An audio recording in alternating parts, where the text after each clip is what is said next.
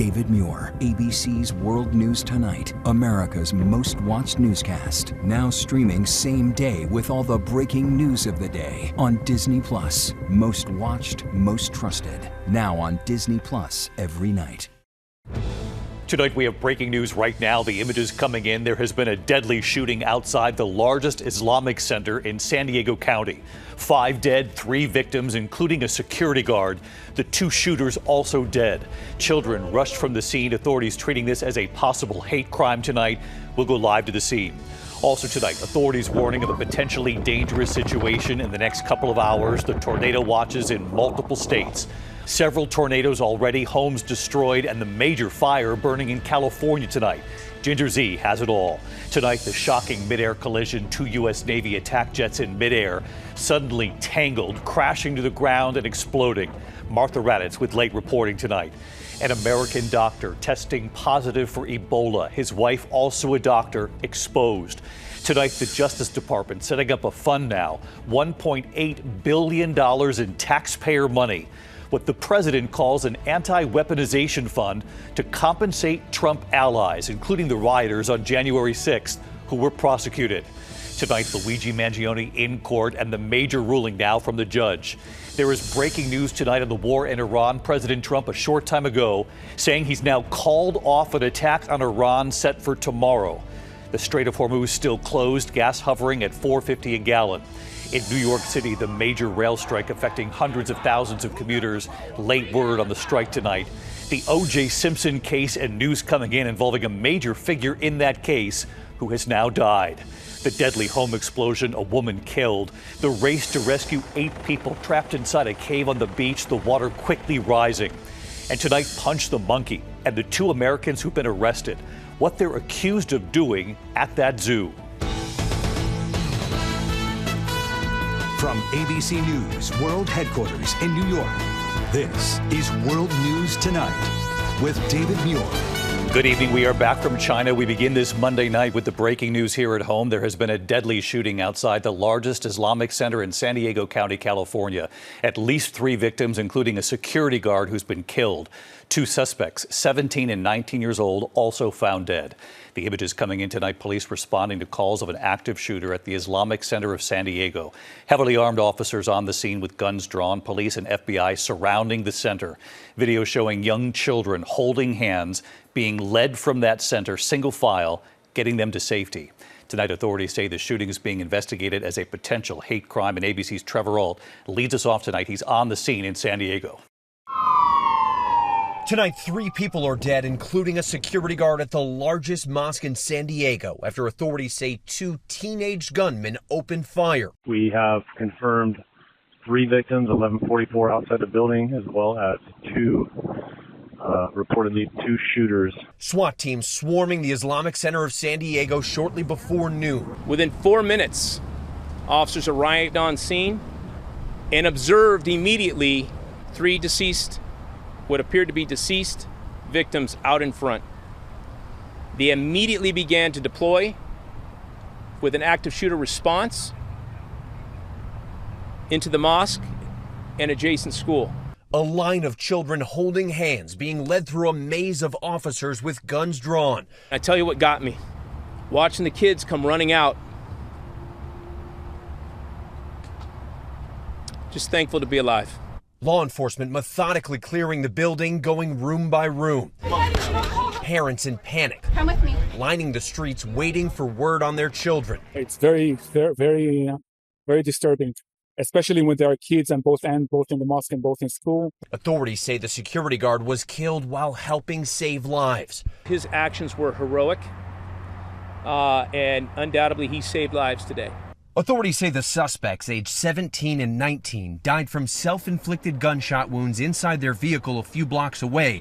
And sources tell ABC News the suspects had anti-Islamic writings in the vehicle with them. Late today, police revealed one of the suspects' mothers called police 2 hours before the shooting. She realized that she was missing weapons, multiple weapons. She found some note left by him. What that note looks like, what that note says, I'm not going to disclose right now. Her vehicle was missing. There are details that she was beginning to develop a bigger picture as to what she was dealing with. Late today, the imam who leads that Islamic center addressing the tragedy. I know it's time of sorrow, time of sadness. We have never experienced a tragedy like this before. It is extremely outrageous to target a place of worship. So let's bring in Trevor Ault. He's live on the scene there in San Diego. Trevor, what more have you learned tonight?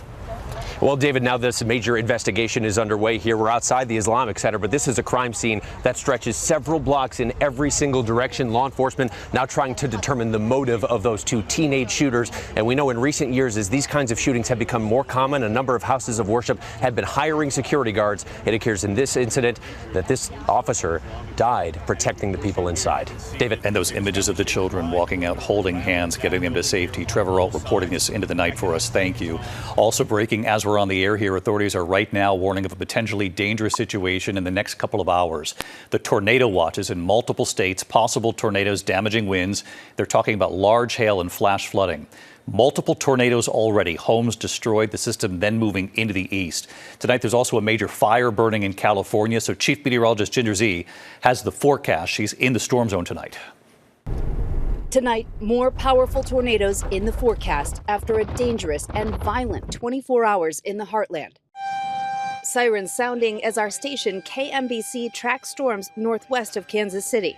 We're in Rockport, Missouri. We're in the tornado warning with a high precipitation supercell approaching my location here just outside here.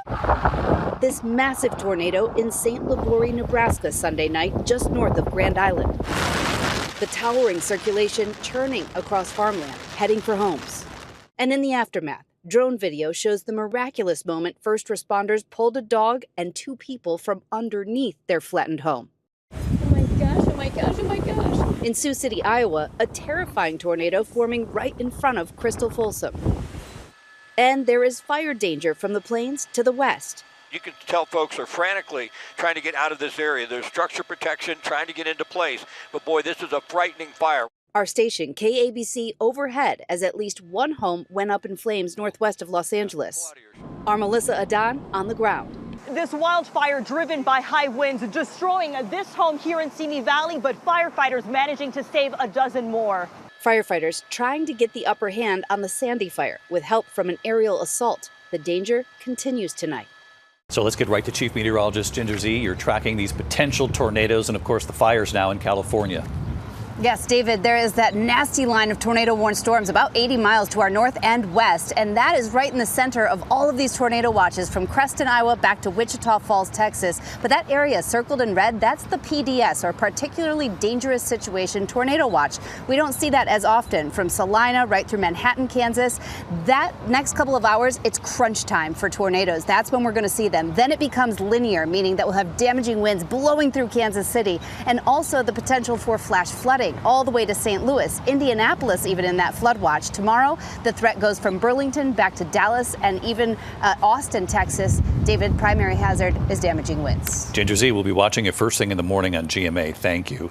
Tonight, the terrifying images with spectators watching the shocking midair collision at an Air Force base in Idaho. Two U.S. Navy attack jets in midair, suddenly tangled, spiraling, crashing to the ground, and then exploding. Martha Raddatz and what she's learned tonight. It was an air show turned nightmare. These two Navy attack jets colliding midair, stuck together and spiraling out of control. The four crew members ejecting and parachuting to the ground near the smoking wreckage, all within 30 seconds. How could it have happened? Watch again. The wingman flies right into the tail of the lead jet. It's the wingman's responsibility to rendezvous safely and not hit the lead aircraft. For some reason, that wingman got above the lead aircraft, lost sight of the lead aircraft, and impacted as we saw. Ruben Villalpando was at the air show with his family. I knew they both had went down, and I just had hoped that the pilots had ejected. In fact, watch those flashes of light. It took only 5 seconds for the crew to eject. Truly miraculous that both aircraft stuck together, now inverted, both crews ejecting just feet apart and getting parachutes before the aircraft hit the ground.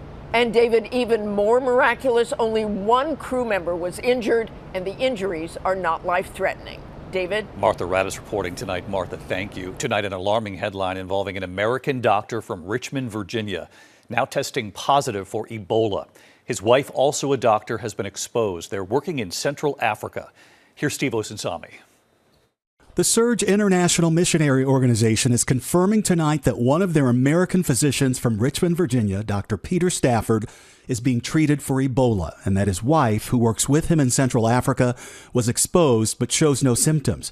Dr. Stafford and his wife, Dr. Rebecca Stafford, are seen here in a photo from the organization's website. Both have been living and working in the Democratic Republic of Congo since 2019 with their 4 children. And the family of 6 is now on their way to get specialized care and monitoring in Germany, along with another doctor who is not showing signs of the disease. CDC has been working hand in hand with the Department of State to move the American for treatment and care to Germany and other high-risk contacts to Germany for monitoring. Dr. Peter Stafford first showed symptoms Saturday night and was diagnosed Sunday with this rare variant of Ebola that has no vaccine. At least 88 people have already died in this outbreak that includes 336 suspected cases. It's a disease that can cause its victims to bleed to death. On top of all this, health officials at the CDC are still dealing with the Hanavirus outbreak. Someone else has tested positive from that cruise ship that is now docked tonight in Amsterdam, an 11th passenger, this time a Canadian. To protect the stateside, the U.S. government is now refusing to allow anyone without a U.S. passport entry into this country if they've been traveling through any of the regions dealing with Ebola. David? Steve Osinsami with us here. Steve, thank you. We turn now to your money tonight. The Justice Department has now set up a fund paid for in taxpayer money, $1.8 billion, what the president calls an anti-weaponization fund to compensate Trump allies, including the rioters on January 6th. Here's Rachel Scott. Tonight, the Justice Department announcing a new so-called anti-weaponization fund, $1.8 billion in taxpayer money to be given away to allies of President Trump who claim they were unfairly treated by the Biden DOJ. Among those who could see payouts, the 1,600 people charged in connection with the riot at the Capitol on January 6th. President Trump told his supporters to march to the Capitol. We're going to walk down to the Capitol because you'll never take back our country with weakness. Today, the president defending the new fund. This is reimbursing people that were horribly treated. It's anti-weaponization. They've been weaponized. They've been, in some cases, imprisoned wrongly. The fund is part of a legal settlement between President Trump and his own administration. The president agreeing to drop his $10 billion lawsuit against the IRS over the leak of some of his tax returns several years ago. He's also dropping $230 million in claims against the Justice Department for investigations they launched against him. President Trump has acknowledged the unprecedented circumstances, a president suing his own administration, which he controls. Democrats tonight calling it a MAGA slush fund. Trump pardoned violent insurrectionists who assaulted your Capitol to overturn your votes. And now he wants to give them your hard-earned tax dollars as a reward. Can you believe that? And again, David, we're talking about nearly $1.8 billion of taxpayer money. This fund will expire a few weeks before the president leaves office, David. Rachel Scott with us. Thank you, Rachel. We turn now to accused CEO killer Luigi Mangione. Tonight, a major ruling over the evidence. Aaron Katursky was in the courtroom. Accused killer Luigi Mangione entered a New York courtroom today where a judge ruled some of the most damning evidence can be used against him at trial. That includes this gun, which prosecutors said matches the one used to kill United Healthcare Chief Executive Brian Thompson on a New York City sidewalk. And this red notebook that prosecutors described as a confession. Mangione wrote about wanting to whack the CEO of the greed-fueled health insurance cartel. Yes, sir. There you go.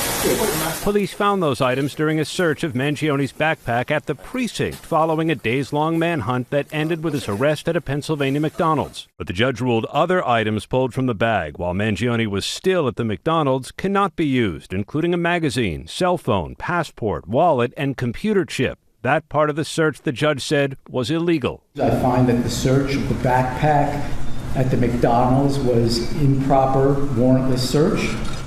Mangione has pleaded not guilty. David, trial set for September. David? Eric Katursky back with us on this case. Thank you, Aaron. Now to the war in Iran tonight. President Trump late today saying he has called off an attack on Iran that he had planned for tomorrow. Let's get right to Mary Bruce. Mary, what do we know?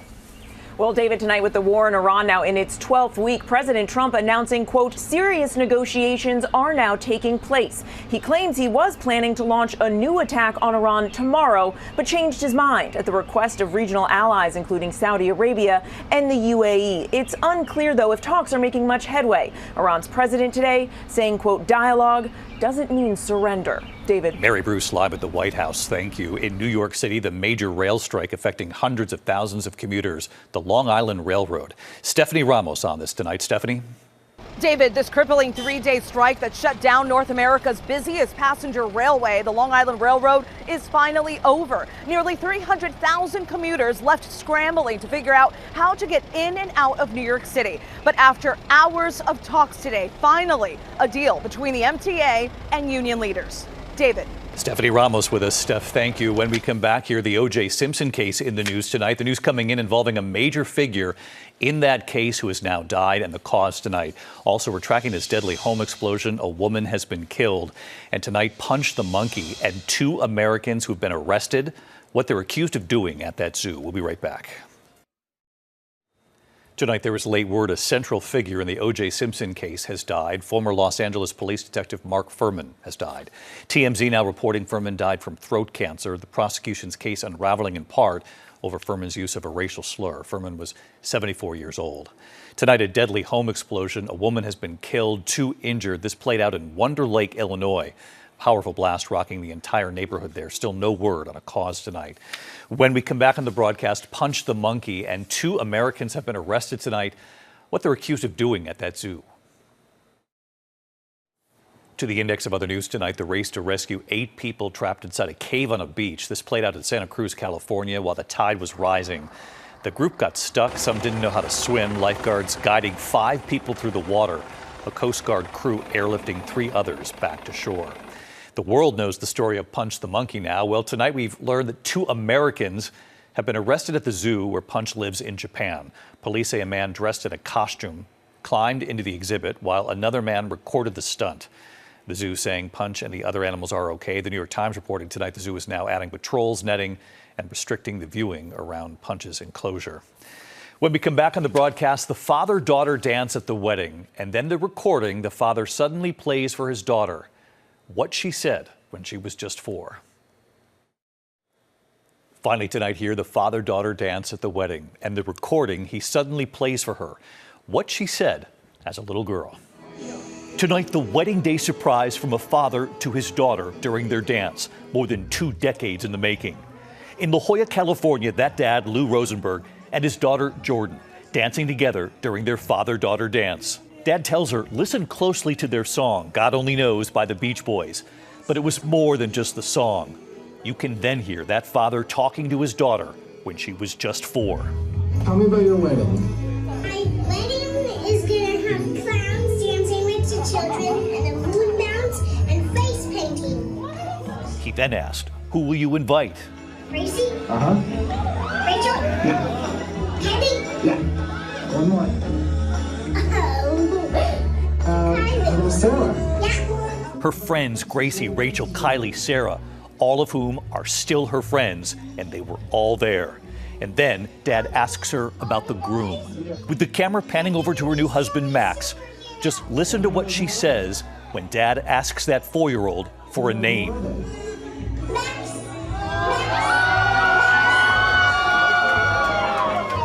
She says Max. Her new husband, Max, shocked. The 2 met in college, but somehow Jordan naming Max 26 years ago. And right here tonight. Hey, David. Hey, David. Jordan and Max. We're just so happy it's been able to put a smile on other people's faces. Absolutely. And joining us too, Hi, David. the proud father of the bride. Any father who's going to be giving their daughter away in a wedding, cherish the moment. It's a special moment of love between a father and daughter. Well, Jordan and Max, the father of the bride, we celebrate you all tonight, and I'll see you right back here tomorrow. Did you see the groom's face? Good night. David Muir, the most trusted anchor in America, the most watched anchor in America. Thank you for making World News Tonight with David Muir the #1 newscast in America.